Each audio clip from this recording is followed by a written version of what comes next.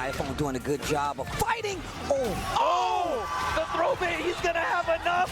The dunk, Diaphone saving the day. This is a story of how I flew to Japan, beat Tokido, and all I got was this Discord sticker. Let me explain. So this is a picture from the Japan finale of the Reject Fight Night Cross Sajam Slam. It's an event where 2 USA teams flew over to challenge 2 USA teams. And I was a coach on one of the USA teams, a team of myself and 4 other content creators. We have Boxbox, Asa, Frodan, and Skara. They're all kind of like Team TFT. And we all trained up to fly to Japan and take out the Japanese teams, which is really cool. And the way we qualified was through the Sajam Slam finals, where at winners finals, I kind of put the team on my back and clutched this set out. And by winning this set, I was able to take our team to Japan. Let's fucking go! Oh, yes! I just woke up my wife. I'm so sorry, babe. I'm so sorry. I'm so sorry. I'm so sorry. Really, really cool feeling, especially because the last Sajam Slam I participated in, I didn't train at all for Street Fighter, and I was the reason my team didn't go to the finals. So this felt really good. Our team was the highest placing American team, partly due to my team and partly due to my own efforts as a player, which is really, really cool. But yeah, I want to share some pictures and kind of talk about my journey in Japan. It's only my second time going, and talk about some behind the scenes stuff of my match with Tokido and our matches against the Japanese and American teams. We start out with super tired jet lag Diaphone. Yeah, this is gonna be super cool. I look so tired. I think this was like before the flight even took off. This flight was miserable, I'm not gonna lie. Capcom, they flew us out, you know, they booked our hotel, but I have to say, Capcom, middle seat, seriously, on a 14-hour flight, they booked me a middle seat. Kind of cursed, not gonna lie. And the guy to the left of here, for some reason, he had to get up and pee every hour, and he kept opening and closing the window shade. It was like one of the most cursed flights ever. So I got to Japan very, very tired. But it actually kind of worked out in my favor because I couldn't sleep on the plane. It meant when I got to Japan, I could like sleep right away. And I basically didn't have any jet lag because this guy on the left kept keeping me up, and yeah, it worked out. So anyways, this is my hotel. I stayed at like an APA. Highly recommend. This hotel was like only $60 each night. They have an onsen, so this is a public bath, and they actually show you how I thought this was really cool. They show you how many people are in the onsen, so if you see it's vacant, you can like go down and not have to see that many naked Japanese dudes. A++ would recommend use the onsen every day. This is my hotel room. Very tiny. It's basically like they shove you in like a sardine. I mean, it is only $60. I can't really complain. But this is literally the whole hotel room. There's like a bathroom to the side. After that, I got curry. This is, oh my god, Coco curry is my goat. But I kind of had like apprehension going like chain restaurants in Japan, because like, you know, chain restaurants in America, they kind of have a bad reputation of being like just like cheap food. But chain restaurants in Japan are so good. This is probably my second favorite meal of the whole trip. I just a huge curry fan. Jay, this is chicken. Oh, this looks good. I can't look at this anymore. This looks so good. But yeah, it's really nice. I stayed right along the river. I got to run here like during the morning, so I go for like a 3 or 4 mile run every morning, right along the river. Super nice. Going back for EVO Japan, we're staying in the same place, and I'm really looking forward to that. This is just some random pictures. Yes, McDonald's exists. We actually did go to McDonald's for dessert. It was terrible. Would not recommend, but in general, yeah, just some random food pictures. The first couple days I kind of just chilled by myself. It was actually my birthday, so this is like my birthday meal treat. This is like a ramen from, I don't know, some highly rated ramen place. It was really good. It was like salt pork ramen. A++ would recommend. Mostly during these couple days, I just kind of streamed on my Twitch channel. So yeah, so I was able to stream from my hotel room. The TLDR of hotel room streaming is it worked actually pretty well. I bought a second monitor so I could like read chat at the same time. I don't know. I don't like I use my iPhone camera for this. I look like, I don't know. I look like the gamer posture was not there. But it was really nice playing ranked in Japan. I get hella connections, many different players, many different play styles. Almost never ran into the same people. It was the easiest legend of my life. I think I started the stream at what, 1952? Wait, no, probably not even 1952. Where are we at? Yeah, I started at 1944, and I think I ended like plus 100 MR in like an hour. It was so much easier to gain MR in Japan. It's kind of crazy. I was cooking actually. I 2-0'd Hot Dog, you know, Capcom Cup qualifier, and almost made out of his group, which is kind of nice. I got revenge for Punk. I did end up playing, I didn't play like too many known players. Hot Dog was one of them. I did play NL off stream. I 2-0'd him as well. I don't think people really know how to fight Kimberly in Japan, which is really nice.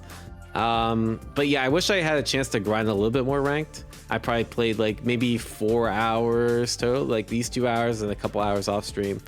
But I think I could have like kept going really far because I got like 200 MR in like 2 hours. But yeah, A++ would recommend playing ranked in Japan. And this was from my hotel room, and the internet was like flawless, which is really cool. But yeah, I assume it's the food buff. So speaking of food buff, I don't know why I went here for dinner, but this is Caesarea. This is like a cheap Italian chain. This right here is escargot, some type of like garlic bread, pasta, and rice. This cost me like $7. It was actually pretty good too. I was recommended by a friend to try it if you want like cheap food. I thought I kind of did it for the memes, but it was really cool. Would kind of recommend, especially the snail and the rice combo kind of goes crazy. They also have like dollar wines. I think that's why I took a picture of this guy. This guy's like slamming dollar wines after work. So yeah, it's a pretty crazy place. Anyways, I left. This is my breakfast meal. I went to the arcades. I was kind of waiting for the hotel room that Capcom provided. This is Shinjuku Sportsland. A++ would recommend. Hella games. It's kind of empty because I went during like working hours. And most of the salarymen or in like school people, like they're still in school and work. But yeah, I got to play Street Fighter 6 online. It was pretty cool. I actually watched Brian F's like YouTube tutorial on how to do it. It is super easy. You just kind of get one of these cards and log online and you start playing. I got a 20 game win streak. It's kind of weird. Like the first couple matches were like super sweaty. I was like, oh my god, people are like super cracked at this game in the arcades, and then I went on a 20 game win streak because I think I just got unlucky first couple games. But yeah, it's pretty fun. This was probably the best meal I got there. I went to Unagi place. Bro, no one does eel like Japan, man. I've had sushi that can kind of compare in the States. I've had some other stuff that can kind of compare in the States. Nah, this meal was so good, bro. I don't remember where it was. It's actually kind of weird because it's empty and it wasn't even that rated that highly on Google, but I just really wanted Unagi is the closest Unagi place. Unagi being eel, and yeah, A++ would recommend. Anyways, got to my hotel room. This is kind of weird. They had like a what do you say, like you had to like hover it didn't actually have a car key. You had to like hover your hand over the door and then the lights would light up and you had to like input your code, which is pretty cool. We got breakfast every day. It's nothing really special, I'm not gonna lie. But yeah, Capcom provided like a breakfast voucher for breakfast every morning. But anyways, yeah, we the first day we're there, we went to the Capcom store. They got us some free stuff. They were like recording us like crazy, I'm not gonna lie. As you can see, most of the crew is here. They have stuff like Luke perfume. I didn't buy anything because like, bro, how much do you think Luke perfume would cost? If you want to smell like Luke from the streets, if you want to smell like gym body odor, how much do you think it would cost? Yeah, I'm not paying $40 to smell like ass. I'm not spending $40 to smell like ass, bro. Ain't no way. So yeah, it's a little overpriced, I'm not gonna lie. So I didn't buy anything, but they did give us some free stuff. Like I have a Kuma towel that my wife's already commandeered for washing dishes, a few other things. But yeah, they had some cool stuff. These figurines were like $200 each. Pretty cool. This is the only thing I was really close to buying. This kind of looks sick. I love playing cards. I always wanted to do. I've been meaning to learn like magic tricks with cards. It's something that I used to play a lot of cards like growing up, but haven't done it for a while. I'm like, oh, this could be like pretty cool motivation to get in. And they all have like Street Fighter characters as the cards, but it was still like 20 some bucks, and then like all the non-face cards are just normal cards. So I almost pulled the trigger, but I'm like, I have enough shit at home. But I thought these were pretty sick. I went to a Pokemon store too. Oh yeah, so they like let us roam free for like a couple hours, and they're like, whatever you do, do not leave this building. So I went to a Pokemon store, and I'm like, I left the building. I'm like, Capcom can't hold me. I'm just gonna I want to explore Japan, bro. This I did think was really cool though. So the Pokemon store now has like, you can create your own t-shirt, and they'll print it out in like a couple hours. And like, this kid was like obviously making the most cursed design for his t-shirt. Yeah, it is pretty cool. Again, I didn't buy it, but you get the idea. You can like customize your own thing. Capcom, it's pretty cool. They had like some Dark Souls store, which is pretty crazy. I don't know much about Dark Souls. I played Elden Ring, very fun game, but I'm not as familiar with like the other Dark Souls stuff. But yeah, then when I just explored, this is apparently a famous burger place. It is right outside of where we're at. But I just went and got bubble tea. I roamed around trying to hide for the Cap cops. No one tell the Cap cops I left. We weren't supposed to leave. We got like basically like Korean barbecue, but Japanese. I think they call it like sukiyaki. Or really good. This is basically the whole team. Actually, Emily Wang was like the only person that kind of hung out with us that was not part of the team. She was I think she's just tagging along to support like Sekuno and Team TFT. Just pretty dope. But she was Scar for the day because Scar was sick, so we had an extra spot, so Emily just kind of hung out. Emily's cool. She was learning Street Fighter. We're teaching them some stuff. They have a Grand Blue kitchen, which is pretty cool. We went to Monster Hunter Cafe, which is pretty neat too, but I don't have any pictures because my phone died right about here. But Grand Blue Cafe and Monster Hunter Cafe, I think, are owned by like the same company, and they're located right next to each other. I couldn't convince them to go to Grand Blue. But anyways, yeah, we went around Japan more. The next couple days we trained at Red Bull Center. So this is just, yeah, these are stream setups. These stream setups look super cooked. I wanted to record like IRL content, but the mic sounded like a Sonic Fox mic. I'm like, it's not worth it. More food. I ran in the morning. I got stopped by security because I almost ran into a temple. Let's not talk about that, but yeah, got more food. I was actually so exhausted. Like everyone went out the day before the event, and I'm like, fuck it. I just got takeout from two different places, like a unagi place and like a Indian place. It's super good. I just sat in my hotel room and went to bed and we got like 12 hours of sleep. Very amazing. Anyways, yeah, the actual event. This is what it was like during startup. Nothing really much to talk about other than we had to get there like 3 hours before the actual event to do like rehearsal and stuff. So it was a long ass day. I was really surprised. I mean, we basically got there at like 10 a.m. and we stayed till like 8 p.m. So we were actually like 8:30 p.m. So we were fucking cooked. This is a long ass day. This is what it looks like backstage. Yeah, this is backstage. You can see the like the stairs leading up. This is I think during rehearsal. We had to like do a rehearsal speech and stuff. It's kind of a little overkill, I think, but you know, I think just so we can get used to it, and I think they value the production. And then this was the actual event. So this is we first had to fight Team Nephew, and this is after our team's already out, and you can see like Team Sekuno coming out too. This is pretty cool. They they had the VTubers, like some person's like carrying the VTubers, which is kind of cool. But yeah, the audience and the atmosphere was like pretty awesome. Japanese fans are like super passionate, and like every time the intros would play, they all go yeah, which is super sick. But anyways, oh, I guess I just skipped the whole event. Anyways, we messed up Team Nephew. And we made it to winners finals.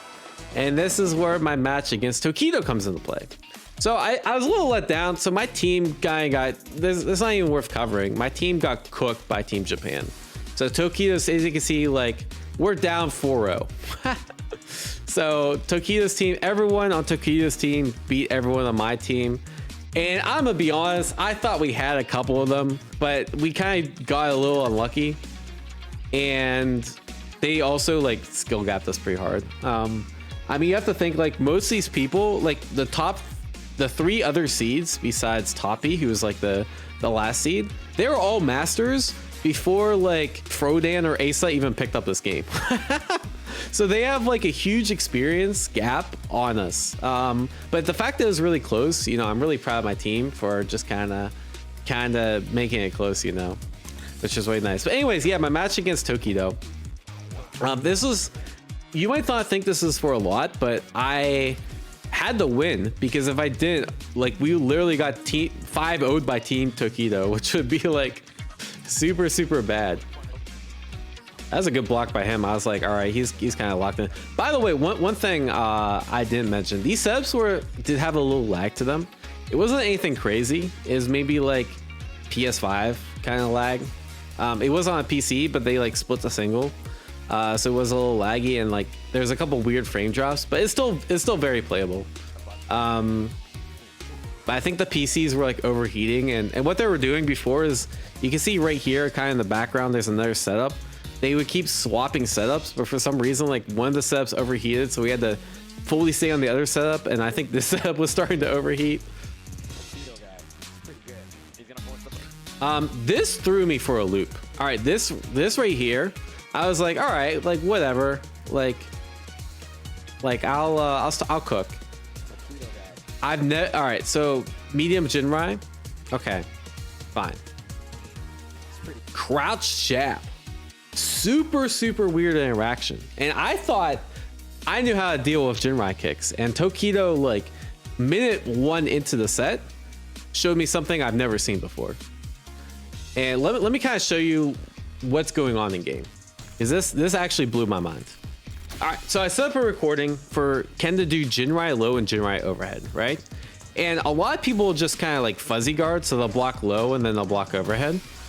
And I think actual better play here is block, like, instead of blocking low, blocking overhead, you block low and then press delay crouch medium kick. And the idea being, if they go for the low, nothing comes out. And if they go for the overhead, you get a combo. Pretty cool tech, right? I've never seen like anyone have countermeasures to this until Tokido did Jinrai into crouch jab. And the idea being, this comes out faster than the overhead. So if I miss time, I guess I missed it there. So if I miss time my fuzzy, they either trade or they get a combo, which happens there. Yeah, crazy tech. So I'm like, I don't know if like Tokido sniped out that I was doing this through like CFN replays, or he's just on like that next level. But yeah, he was kind of cooking me with this. Technically I can, as long as I time it right. I did lab this. Like if my timing's good, I actually do get the counter hit on this, but my timing has to be like very precise. Anyways, yeah, shouts to Tokido. So when this happened, I was like, oh god, like what did I get myself into? But then Tokido tech for no reason. I was like, wait a second, this might be doable. And this was a read I had on Tokido, so I had to read, like I watched a couple of his replays and I knew that like he likes to DP after I do run stop, right? So what I do here is my default option against Tokido was run stop, delay throw. And so I actually input throw here, but because I delay at the right timing, I'm able to block this DP. Diaphone, what do you have? The lead. That's what he got right now. And a mix situation. Let me get some dynamite. And then I just went for good mix. This is the classic Diaphone. Like there's no way he saw this. I didn't know how to optimize this here. I probably could have got away with not spending level 2. Spin that. I have to do. Yeah, maybe that's a optimization station later, but yeah, I could have got away with not spending level 2. I'm pretty sure. Yeah, you can see him shaking his head. He's like, I ain't even need all of that, but the job is done. Round 1. Diaphone. So yeah, I'm like, wait a second, this is actually doable. The one thing that like really threw me off about this match though was like how good his neutral was. Yeah, I think I went for throw there. Lots of jabs. So I did notice that he likes mashing after stand medium, but not stand heavy. Oh yeah, Tokido really values. Oh yeah, here's the crouch jab check again, right? I didn't notice the thing, so like I didn't have a good countermeasure. But you see, I tried to do crouch medium, he did crouch jab, and got the frame trap. tried to move. It's clipped. There it is. Wailing at the drive. And then he staggers the stuff, so I don't get like parry to recover my drive. He plays very, very controlled. He's just like trying to chunk my drive, which is a lot different than like how other people would play. But thankfully he kept teching. I don't know why he kept teching. I'm gonna be honest. Even like after I was done with like, and I was like talking to Neff, I was like, Neff's like, what Taku you keep teching? I'm like, I don't know, bro. That was really good. He just, yeah, good throw. Throw loops, hog. Yeah, this is kind of cheap. And yeah, I whiffed on him. His whiff punishes were really good. And I tried the, I wouldn't call it that scrubby. You know, the crazy part is if I just did level 3 here, I would have been good. Because that's not a safe jab against level 3. It's only a safe jab against level 1. And then I would have literally won the game off that. So like, and instead I went for this, which was drive reversal, hoping it'd check, and then yeah, and then I was hoping to press, because I still would have won the, I would have won the game off that, but it would have been pretty close. In this case, with Tokido against Diaphone, it's like I gotta figure this guy out, so let me not get too hot-headed here. Yeah, I tried to bait a DP there again. Good DP. But yeah, you see, he's just trying to chunk my drive. I mashed because like he's disrespecting a lot. But yeah, the neutral, I feel like I couldn't do anything, bro. I feel like I was just getting boxed in. But yeah, but when people play like really patient like that and they're just trying to like walk and block, that's when stand heavy punch becomes really good. Because like I get reward off them blocking stand heavy. I should have went for like thinking back on this, I should have went for like stand heavy overhead more. Because I'm pretty sure he's just delay jabbing a lot in these kind of scenarios. And I just need something to beat the delay jab. Oh, this, bro. See, some of these players on another level. I don't know if you guys caught this. He walks forward here. Slightly. He walks forward slightly and then throws to beat my shimmy, which is like, bro, who comes up with this shit? I've never been hit by that either. I did see Daigo do this too. I guess this is like some new Japanese tech where you like walk forward to like slightly to beat a shimmy. But you know, I'm just getting like this. I don't know what happened. He was just really late. I don't know if this is lag, but this looked like really, really late. But I'll take it. And he teched again. I don't know why he keeps teching. I missed my bomb there somehow. There's the delay throw come into play there. I missed time. That stand heavy kick's supposed to hit. He keeps holding up. I'm supposed to get full combo off that stand heavy kick. I just mistimed. Yeah, we were also here. This isn't even hour 6. This is like hour 9. This I've been doing a lot. This is I won't call this like advanced tech, but I noticed a lot of Japanese players do it, and I started doing it too, where like you don't always back roll. Sometimes you do neutral roll, and then you do very early delay tech, right? So he tried to shimmy my back tech, and I was already inputting back tech, and he didn't react to it in time. And he does the tap Hario at this time, but Diaphone's still all kinds of offense looking good for him here. Yeah, I should have done more. I should have done that grab more. Because he never respected it at all. The same situation as last time. The jump back got him out of trouble again. Oh, he just got hit. I could have went to level 3 there. Yeah, see, I went for the late throw, but super delayed jab beats delay throw. Again, we're on different mind game levels, right? Yeah. He's not shimmying me much, which is very interesting. I meant to drive reversal that. Tokido. He's very expressive, which is pretty funny. I got on the block. But yeah, you see, he's still not respecting the follow-ups to arc step, and I really should have let it rip. Anyone that drive rushes after is like absolutely not respecting whatsoever.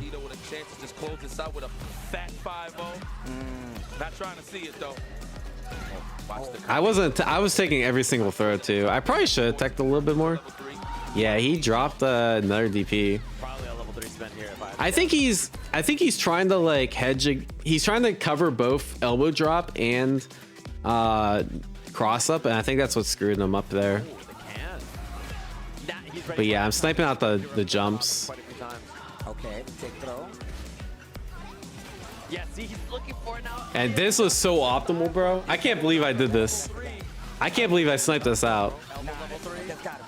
I was like praying. I'm like, please kill. For real. I was like, please kill, bro. Because I was pretty sure that wasn't, but we'll say expert calculation on my part. But that was, I'm pretty sure, the most optimal thing I could have done there, which is pretty cool. That's something I just learned like the week before I went to Slam, is that crouch jab and the crouch heavy. I'm really curious to know like what Zeroist is telling Boxpress, because my team was in my ear. I didn't wear a headset because like I've always wanted to play on stage without a headset, so I figure like why not try now? But they were just like, yo, you got him. You know, they're just trying to gas me up. Got the cook. Wait, why did I do this? I don't even remember doing this. This should have been a medium punch, heavy punch, and it would have hit. That was a terrible option. What was I cooking? Maybe I think I tried the walk forward, stand heavy punch kick. Yeah, that makes sense, but that's a pretty bad option. Tokido is holding up back for his life. Yeah, Mena RD plays with no headset, so that's what I was thinking, like, you know, oh, yeah, that's actually safe. Oh, he went for it there, and he gets the combo, forcing the gases from Tokido. And then, yeah, this was a really good check on his part. I've never had anyone do this. This is actually a punish. I guess lesson learned to me, I should just dash forward instead of run forward. Run forward doesn't even get me anything there. Both of them really close to burnout. He goes for the Jinrai. They trade the slot hit. As this a good DP bait on my part. Audio cues are useful, but I do have that superpower of like, I don't need audio cues. I love that he dashed up right in the beginning of the round, knowing that he wanted to take. There was a several year period where I never played with audio when I played fighting games. That caught my delay tech. The one time I delayed tech, he absolutely destroyed it. I'm really surprised he spent level 2 here. I didn't really get the idea. I think maybe just so he could set up that safe jab. And yeah, that sucked. I probably should have been parrying a little bit. I don't know. He rotated his options really well. He can smell his drive gauge. I smell it. He's almost burned. He I cannot believe that was a mash. I feel like, oh, I think he tried reversal throw actually. Now I think about it. He thought I was gonna shimmy him. It's pretty interesting. Yeah, I think he thought I was just gonna walk back and try to bait, but I mean, I get 50-50 there, right? So I think I'd rather just take the 50. Clutch tech. What a spacing on that slide from Diaphone. Back throw. That back throw. I should have held up back here. That was my bad. That's a bad, like, just decision making. And now I'm burnt, and this fucking sucks. I cannot, like, I should be dead here. Like, if he should have spent drive and, like, yeah, he misplayed this really bad. Because, like, all he had to do is, like, crouch medium kick into, like, drive rush into. Maybe he couldn't kill. I think he's just being a little greedy and trying to chip a little before he gets, like, guaranteed DI. Because I think if I blocked, I think if I blocked that DI, I still live, and he didn't want me to live. But yeah, he should have just took it. He got a little greedy. And let's go! Dub is a dub! Team Diaphone didn't get 0-5. But yeah, that was really cool. I never played Tokido, and it was really nice to play him. I feel like we both did some things that are suboptimal, but you know, that's kind of how these matches go. We're both a little nervous, and we're both trying to put on for our team. So dub for Team Diaphone. I wasn't even hype because I'm like, this doesn't really mean anything, but my team was like gassing me up, bro. I just got up. I'm like, whatever, bro. I'm like, we just went 1-4. How can I pop off? But my team popped off for me, which is really cool.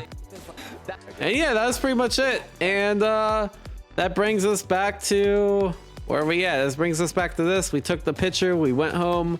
We had a good time. Japan was great. And that brings us to some of the last pictures we have here, which is, you know, we all went out, we got food. Saikuno paid for everyone. We paid like a grand. I was like, holy shit, Saikuno is actually the GOAT. Shout out to Saikuno. Yipes convinced me to try this thing. It actually kind of goated, not gonna lie. A++ would recommend trying the spam rice thing in the supermarket for $2. I always get skeptical because I'm like, ew, spam, but it was actually really good. Imasubi, yeah, very good. And yeah, this is my flight home. I got this on the airport. I had like tons of food options. This is okay. But yeah, this is me going home, and that's the end of the trip. That's all that happened. At least that's what I'd like to say. But some Zoomers on Twitch thought this looks like Skibidi Toilet. And so this is my prize for going to Japan. Skibidi Diaphone. And there you have it. This is a story of how I went to Japan, beat Tokido, and got a Discord sticker out of it. Pretty cool. And yeah, I mean, literally, I didn't get anything. There was no prize for second place. There wasn't even, the prize for first place was a Victrix controller that I already won a Victrix controller. So I would have got 2 Victrix controllers. Which is kind of weird. We all thought there was going to be a prize, and then they're like, you know, they kind of like kept throwing hints that there wasn't gonna be a prize. Would have been nice to have a prize to play for, not gonna lie. But other than that, A++ trip, super cool seeing everyone, super cool meeting it with everyone. I had a lot of fun despite it being a crap ton of work. We did a lot of grinding, we did a lot of content capture. It was a pain in the ass, but it was still a lot of fun. And even the event, kind of pain in the ass. I played like 5 minutes and it took like 10 hours, but it was still really fun to, you know, be with the team and be in Japan and have Capcom fly us out. And Tokido got beaten by a Skibidi, so yeah, what can we say? Definitely a dub. Anyways, yeah, next Sajam Slam, will I participate? Probably. We'll see. I don't know, like, you know, 2XKO and City of the Wolves is coming out, and I really want to like lock in on those games. Who knows what Sajam's gonna run again? But these team events are really fun. And I got to do cool stuff like this. Yeah, like, share, subscribe if you want to see more. Peace.